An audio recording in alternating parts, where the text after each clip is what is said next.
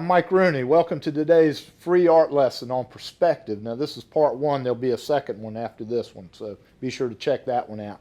Now as you see, I've toned my canvas orange. I'm using the Soho panel with acrylic orange on it, and you can find out how to do that on my introduction to the Real Art Academy starter set that I have. It's on jerrysartorama.com, so look that up. It'll show you how to lay out the palette, how to tone the canvas, and you can go from there. Now today we're going to talk about perspective, okay? A lot of people have a hard time when we go out and we do street scenes and stuff like that. You have to get all the buildings to look like they have real perspective.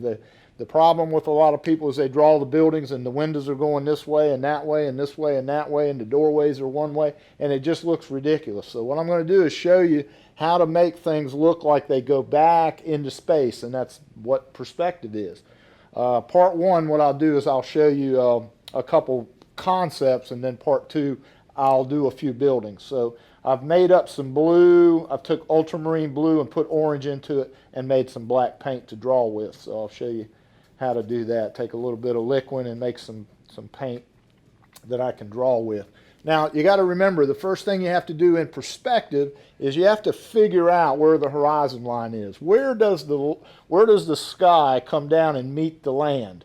If I know there's trees in the way and there's buildings in the way and there's cars in the way, but if you could see through all that stuff, if you were Superman and could see through it, where would the sky meet the land? So that's the horizon line. So we're going to draw the horizon line on there. So I'm standing out in the desert, okay, and I see a cloud over here and there's a cloud over here. Now this is the ground. Now I'm standing on a railroad track, and I think to get perspective, if you understand the railroad track concept, it will make perspective a whole lot easier for you.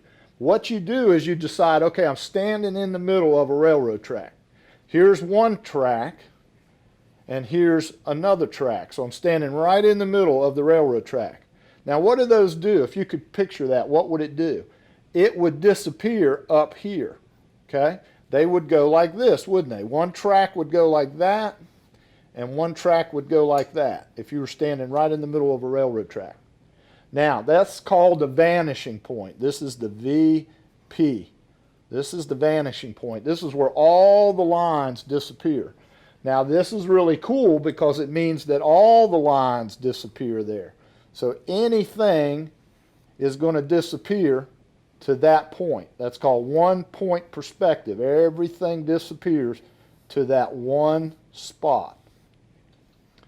See that? Everything disappears to that one spot. That's called one point perspective. Now, what would it do if there were railroad ties right here? If you were standing on a railroad and there was railroad ties, what would it look like? You'd see one right here, right in front of your toes. Then you'd see one right here. Now, are they the same distance all the way back? No. They go like this. They get closer and closer together. So you just make them get closer and closer together until they finally blur into just one thing, right? So there's your railroad track. Now think of a desert and a railroad track and a vanishing point. Now, same thing would happen with clouds. If you had a cloud up here, let's say you had a cloud. I'm just going to draw it as an oval right now, just for simplicity's sake. You had a cloud right there. Guess what? The clouds are going to get narrower and narrower and narrower until they disappear, because they're going further and further back. So the cloud up in the front is big and fat.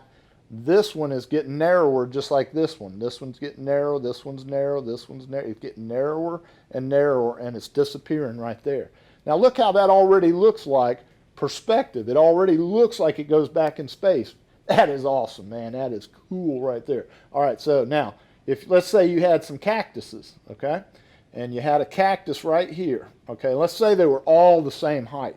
No, let's do telephone poles. Let's do telephone poles.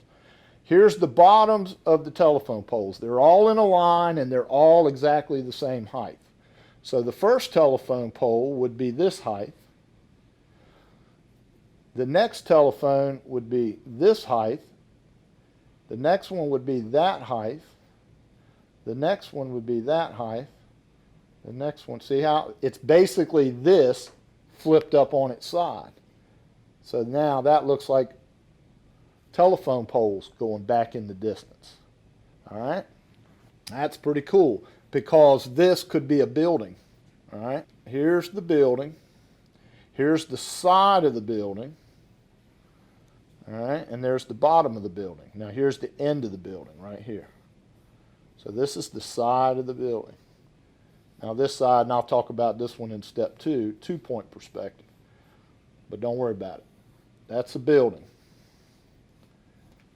Now here's the side of the building, and it's in shadow. Now guess what? It looks like a mini storage unit. See? The tops of the doors are all going to fall on that line, that spoke that came off of that vanishing point. The bottom of the building is going to follow there.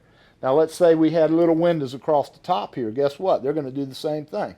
They're going to follow that line, and they're going to get smaller and smaller and smaller. So everything's getting smaller and closer together until it disappears on the vanishing point. And that's called one, this is called, when it disappears to one vanishing point, that's called 1-point perspective. So if you're standing in the middle of the railroad track, that works. Now, here's another thing. What if you were standing on the left track of the railroad track? So here's the vanishing point. That's the VP. And I'm standing on the left track. The left track's going to go straight, isn't it? If my toe is right on the left track, it's going to disappear straight ahead of me.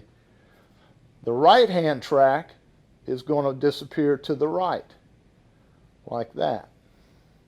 Now let's say there was some telephone poles out to the left. That's the bottom line of the telephone poles. This is the right-hand track of the train. All right? And we do this. Ding, ding, ding, ding. Just like that. See? Those are getting closer and closer together. These would go like that. And of course they would be just like that. So anyway, that's 1-point perspective. So be sure to join me for part 2 when I talk about 2-point perspective. What do you do when you're on the corner of a building? So if you like that free art lesson, you'd like to see more about me, go to MikeRooneyStudios.blogspot.com.